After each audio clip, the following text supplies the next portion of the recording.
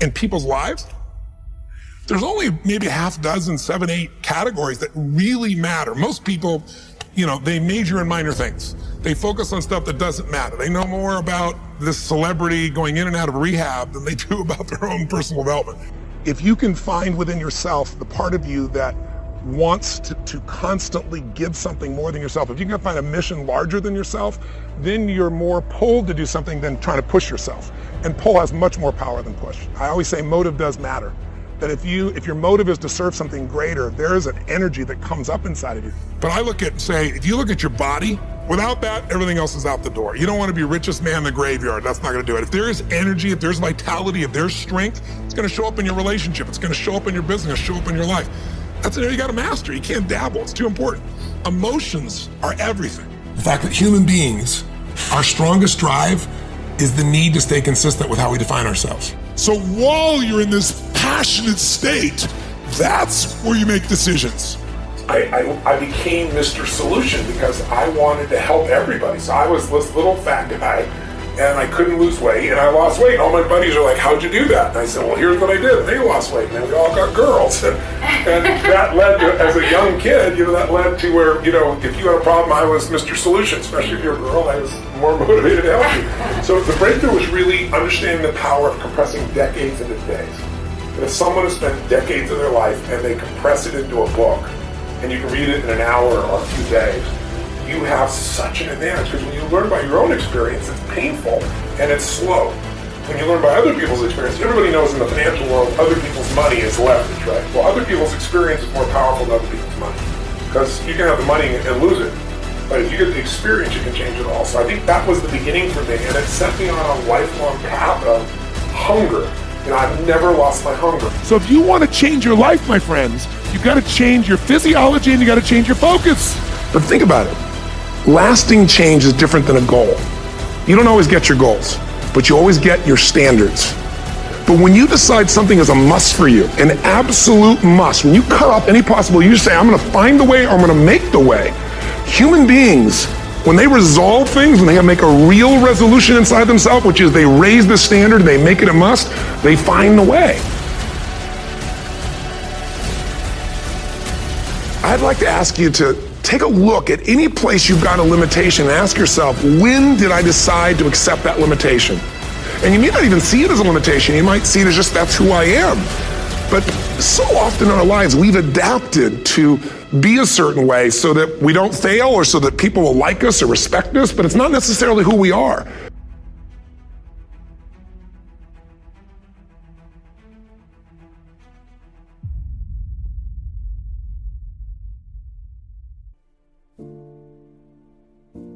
There's no secret to success. There's a system to success. And no matter what organization you become a part of, the system works if you work it. If you don't work it, it won't work. But it works if you work it. And that's one 4-letter word that most people don't like. They're not willing to work. I have a friend who invited me to her brother's house to help him to get off drugs, to introduce him to a drug program that can help him. And I said, these people can help you, but you've got to be willing to do the work. And after we finished, he asked us to leave. And I'll never forget what she said. As we were going down the steps, she said, Les, I do apologize for wasting your time, but I realized when my brother knew that it would require work for him to get off drugs, that most people won't participate in their own rescue. And there are people who will be presented with an opportunity, who know that they could be laid off at any moment, who know that there's no such thing as job security, who know that them keeping their job has nothing to do with how good they are. And yet and still, they'll go to work and have knots in their stomachs, hoping when they open up an email that they have not been told this is your last day. They'll go to work hoping there's not a security guard standing by their desk with a box and say, empty your things in here and take them to the front door and escort them to the parking lot. They go in there hoping it doesn't happen. Why? because they don't want to do work. It's an aversion to most people's spirit.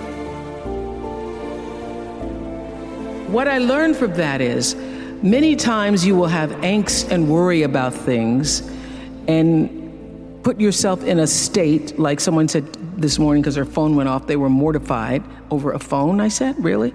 You will put yourself in a state when the other person really isn't even thinking about you.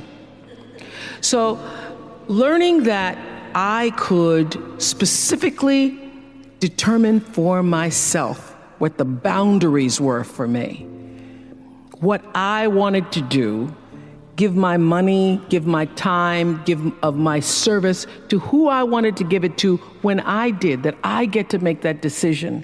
And just because you get 100 requests a week doesn't mean you have to try to fulfill all of that. Just because you have all of these demands on your time and on you doesn't mean that you have to say yes. You get to decide because you're the master of your fate. The captain of your soul, as William Ernest Henley said in Invictus. And understanding that really changed the meaning of my life in that I was no longer driven by what other people wanted me to do, but took charge of my own destiny, making choices based upon what do I feel is the next right move for me. You'll see a lot of times people will say, but I don't know what to do next. I just don't know. I don't know what to do. How do I learn how to do this? Who's going to teach me? I don't have a mentor. I don't have money. I don't have this. Look, today we have access to more resources than we've ever had in our lives. How to do anything. Blogs, vlogs, YouTube. There is so much access to resources that we don't need to act helpless. We act like victims, but it's not my fault. She did it. It's my mom. You don't sound my dad. My sister was this. My brother was this. My ex, my boss, it's not my fault. It's the economy, the market, the place I live, the city, the place I grew up, the school I went to. Everything is somebody else's fault. Effort has to be incisive in the sense it should be focused, calibrated. Simply if you make effort, it's foolish effort, isn't it? Just labor is not going to get you somewhere. Right kind of action, the right timing, right place, all this is important, isn't it? So, for all these things to happen, you need perception and intelligence. So that's all you must do in your life. Constantly looking for ways to enhance your perception and your intelligence. The rest will anyway happen. This is one thing that unfortunately humanity is not doing. They're trying to become capable of something. Do not try to become capable of something. Just enhance your perception and intelligence. When Josh was, he had a 60-hour-a-week job, and he was doing QLA 70 hours a week. That doesn't give much room for sleep, does it? But you'll say, well, he was 17, 18, you don't need sleep when you're 17, 18. You already got a reason why you can't work 130, 40 hours a week, that you need sleep. He cut back to 3 hours a night sleep, the guy you just listened to, and then he couldn't take it. He only lasted a few weeks at 3 hours a night sleep, and so he had to go back to 4 hours. When you know, it's like when you were in lust with that person, you know, you wanted to f*** all night in the toilet, in the car, in the closet. When you figure out that every hour you sleep, you're not making money, you'll never sleep again. Discipline I had to get into was I always pay myself first, even when I had no money. And when I have all these bill collectors calling me, I use them as inspiration. You know what I mean? Really? Oh, when they're hounding, the government's hounding you, bill collectors calling, because I've been broke, so I can understand what it feels like to be broke. When those guys are calling you, instead of shrinking and going into the shell and eating my pizza, I use it as motivation to go out and make more money. So I use my bill collectors as motivation, and that's why I paid myself first, even though sometimes I wasn't paying. What would you pay yourself? I always bought assets. I'd buy a house or I'd put money in the bank or things like this. But it was just a habit. Exactly what you're talking about. It's up here. It's about changing the way you think. That's what the whole book is about. That's it. Because we're our biggest asset, we're also our biggest liability.